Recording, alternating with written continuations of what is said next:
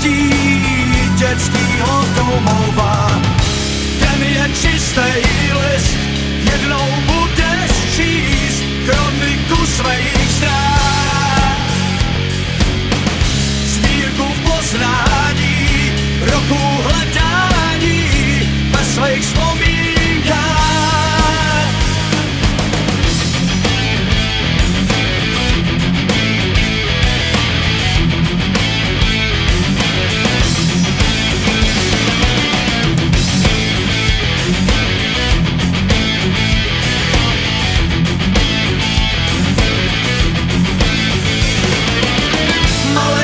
Procitá, beránku odvyká a střípky z oblohy skládá.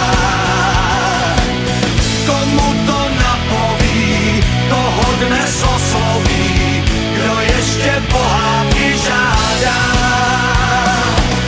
Malej princ procitá, beránku odvyká a střípky z oblohy skládá.